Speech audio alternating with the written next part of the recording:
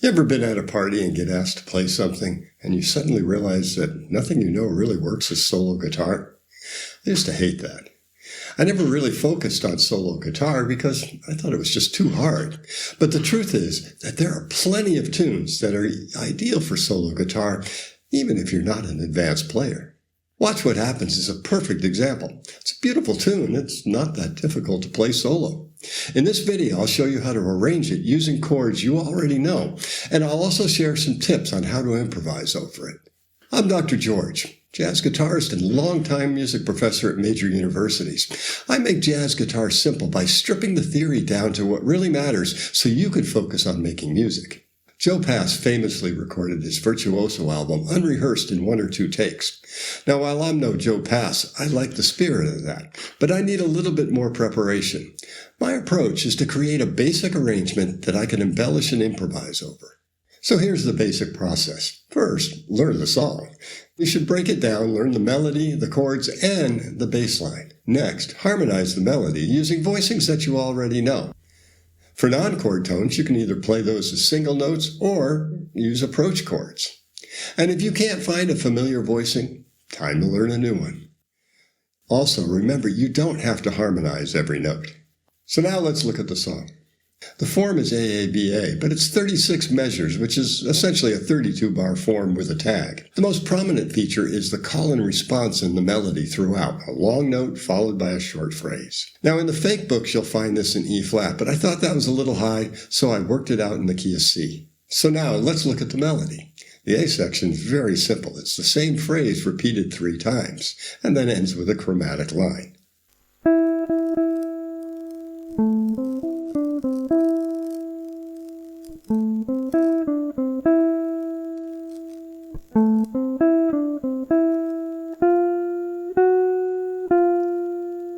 The B section starts in the key of E, and it's also using the same call and response form.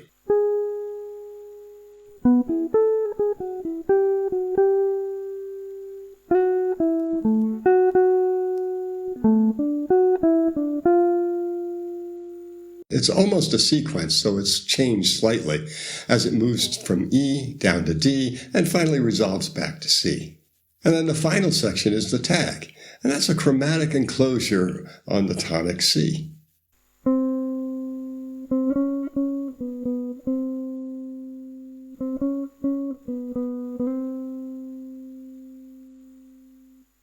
The chords are pretty simple too.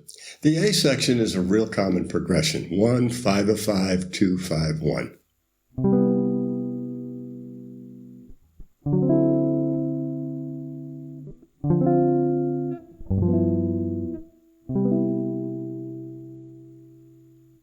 And it finishes with a chromatic turnaround.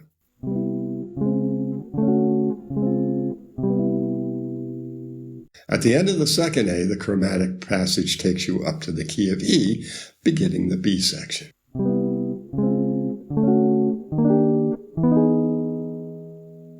The B section is a common progression too. It starts in E, and then a 2-5-1 into D, and a 2-5 into C.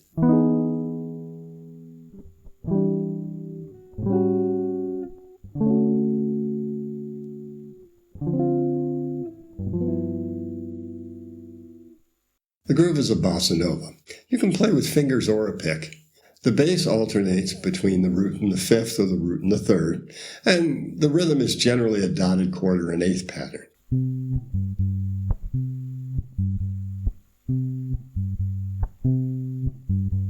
Once you've learned the bass line, add in the chords.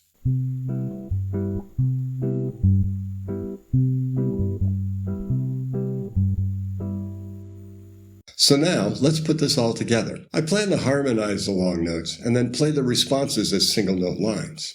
I'll use what I call my go-to voicings. These are the chords I often use when I'm just reading down a tune. They happen to work perfectly for this song, though. You're probably familiar with most of them, but if you need a refresher, this video can help. In the A section, we'll be keeping the E as a common tone on all the voicings. The first is just a drop 2 voicing based on a root 5 bar chord. The other 3 are shell voicings plus the E.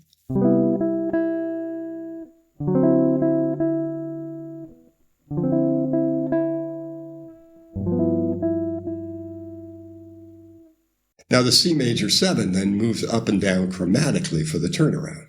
The chromatic progression at the end of the second A leads to E major 7 with the third in the melody, so we'll just use the same voicing.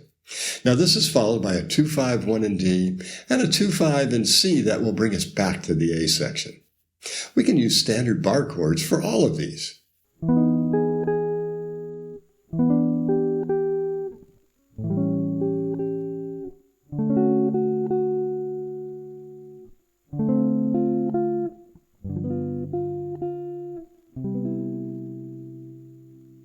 Now we don't want to forget the intro and ending.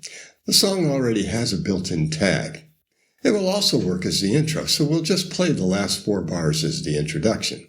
For the ending, I'll add one more repeat to the tag, then I'll use a voicing that Joe uses a lot, quartal voicings with the root and then fifth in the melody before resolving to a C major 7.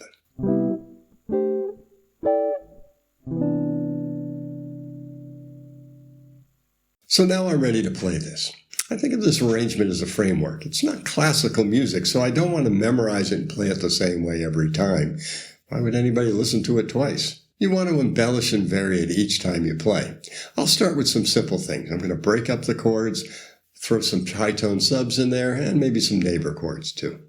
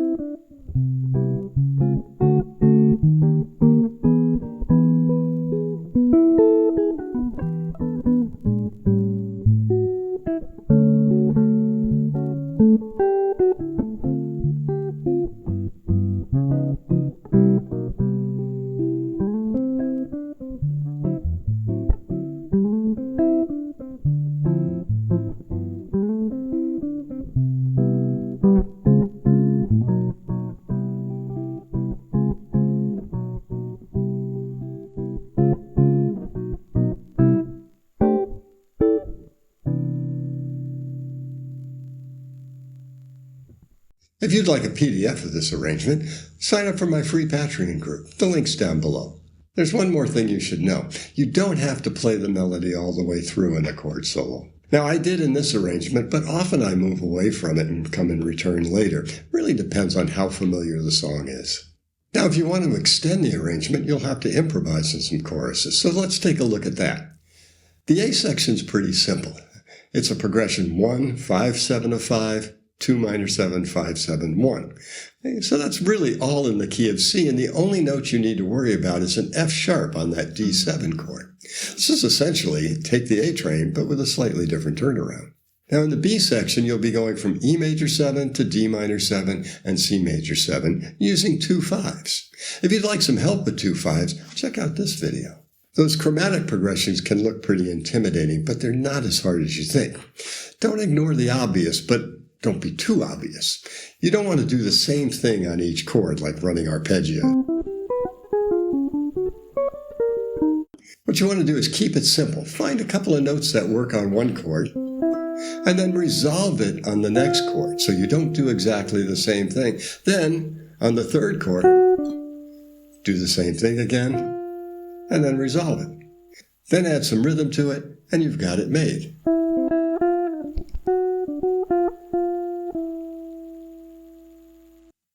So where do you find the notes to work with? From the chords.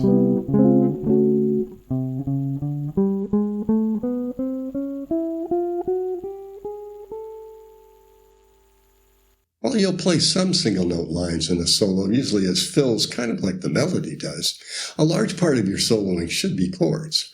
And for a simple method with just 5 basic voicings, check out this video.